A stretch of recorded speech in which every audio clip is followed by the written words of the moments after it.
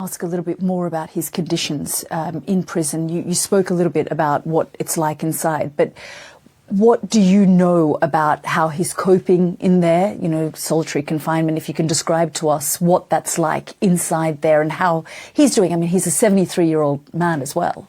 The conditions are awful.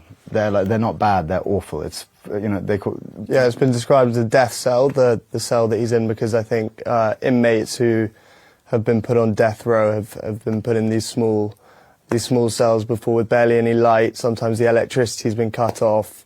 You know, yeah, dirty water, as Kasim was saying, and yeah, just completely substandard conditions that don't meet international law for any sort of prisoner.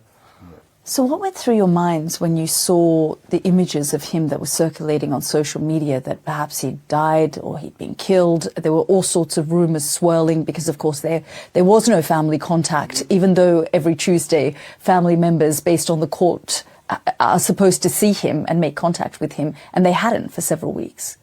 Yeah, incredibly stressful, obviously. Yeah, I went straight onto kind of my family group chat, because that's the only reliable source that we have on the ground in Pakistan. I remember it's just, you know, you go on Twitter and suddenly you see just, you know, Imran Khan dead, his body being transferred to this. It's like, it's obviously very jarring, and it obviously pulls you out of whatever you're trying to do in your normal life, especially how helpless we are over here, not able to do much at all. So it's not ideal. And what did your aunt say about seeing him after that period, when that started to generate a lot of headlines and the international media got involved, the international community got involved? Suddenly she was allowed to see him again. What did she say about how he was? She reassured us that he was well, and yeah, he seemed healthy and well, but he was furious about the conditions he's being kept in, and he dictated a tweet, I think through her, or maybe, yeah, potentially through her. And I think that tweet has partly led to this reaction from the establishment to completely try and isolate him now. I also wonder, you talked about the fact that, you know, you guys have been warned not to come, even though the Defence Minister said you're welcome to come and you can visit him. Have you guys tried? Have you tried to engage with the Pakistani government to allow you to go and see your father? Yeah, we're now planning, because they said it openly. So unless they go against their word again, then we should be hopefully going in January. We applied for our visas, but we were well, I mean, it hasn't come through yet. We're expecting it to come through, so we're planning a trip in January. And if you do see him, what are you likely to say? I mean, do you think that you would say, look, you've spent this time in prison, you've done your time, you know, perhaps look at cutting a deal? What you have to understand is it's his life. It's literally his passion and his goal. He calls it his life purpose, is to you know, help Pakistan rid it of corruption. And so if he just took a deal and came over to us and lived in England, I know there would be this kind of burning desire and this aching that he's, you know, has left his country for dead, and he'd be depressed, to be honest. I know he would. This is his goal, and we, you know, as much as we'd love to have our father watching all of our kind of cricket matches or football matches over here, he has a purpose which is far greater. So you can only respect it. What else would you say to him? I mean, if you could send him a message now through this, what would you say to him? It's hard not to speak, just to get desperate. I want to know how we can get him out, how we can help, because the main point is we feel so helpless at this point. I mean, there's so much to catch up on, what we've been doing in the past 6 months, how is life with us, and he refuses always to talk about his conditions. He's like, oh, you know, don't worry about me. How's everything? He wants to just kind of take in, absorb as much about what we're doing as possible, so I guess he has something to think about when he's in there. Doesn't want to dwell on, you know, his situation. One of the first things you asked earlier, kind of what we'd speak to him about, one of the first things, if it's not the first question, it's the second question, was always, how is your grandmother, whose house it is here, who he loved, you know, tweeted that he loved her like a mother.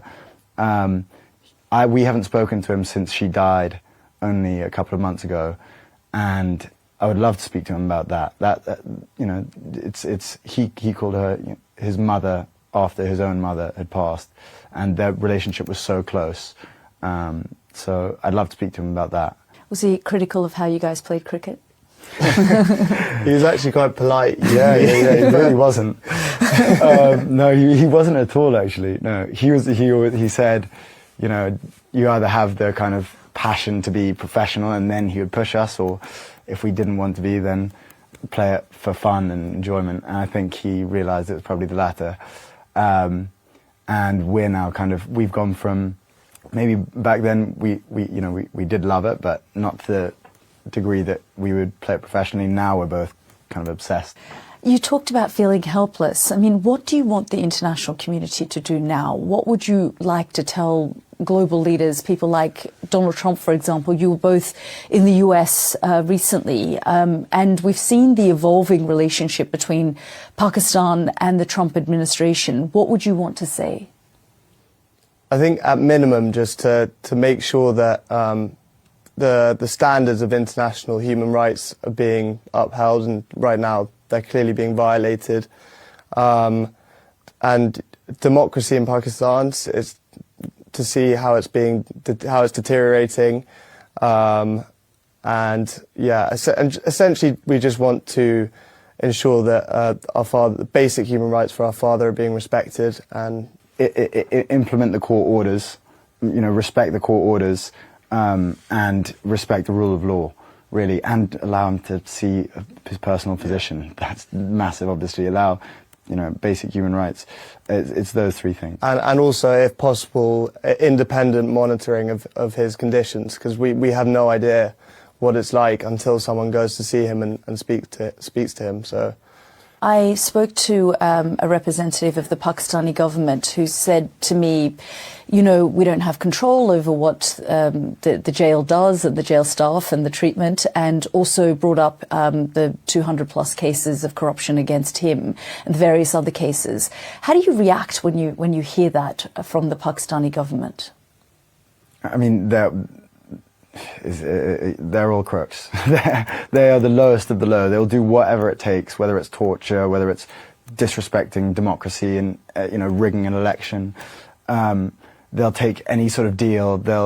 And as you see with Donald Trump, they elected him as for the Nobel Peace Prize.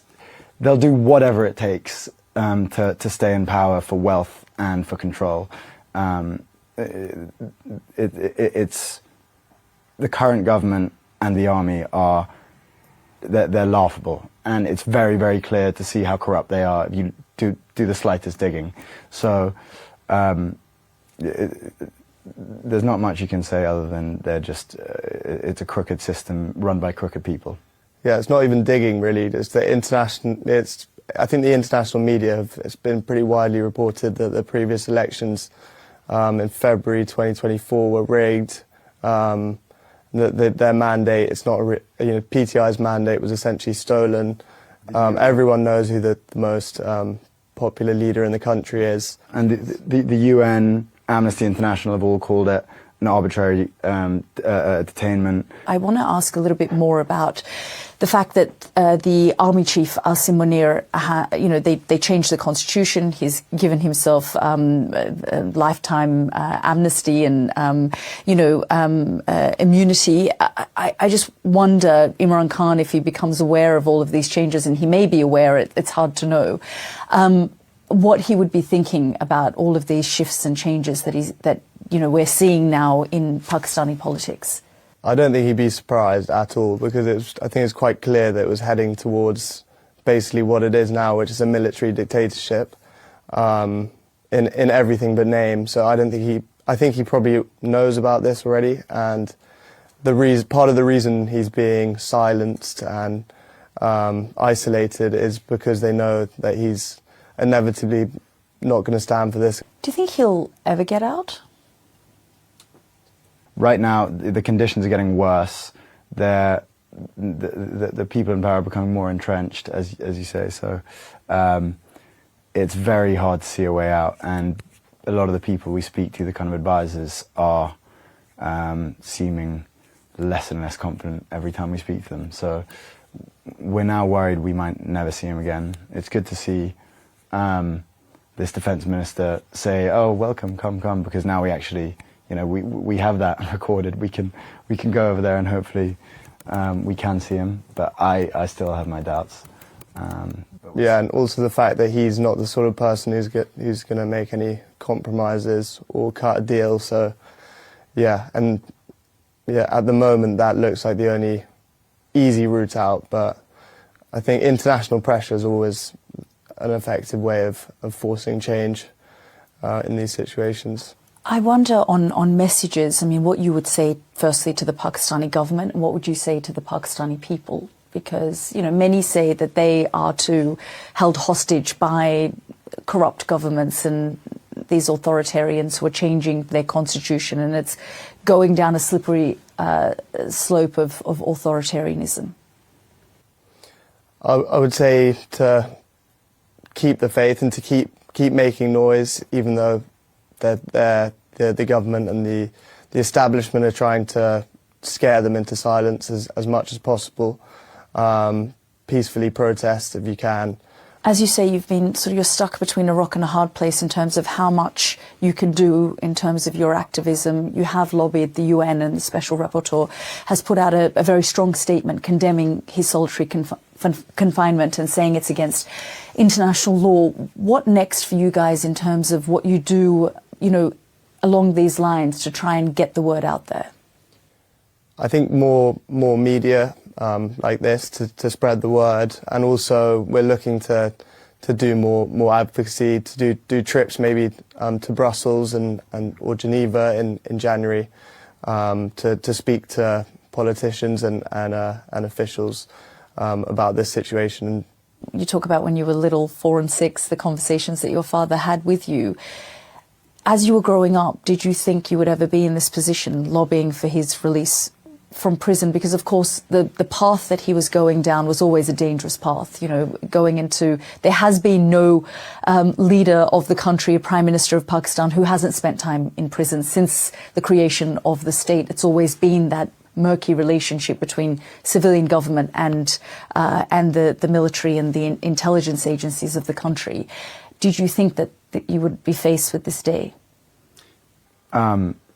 Yes, probably, realistically, because we spent, you know, he especially, my brother, spent a lot of time asking him not to go into politics when there were kind of these dangerous characters killing people consistently. Everyone says, oh, you know, all of these Pakistani politicians, they go to prison. This is just completely different. They're not all tortured in solitary confinement cells and staying there for, you know, upwards of 2 years. What do you think they're afraid of? Popularity, yeah. Yeah. He's the most popular person in the country by a landslide.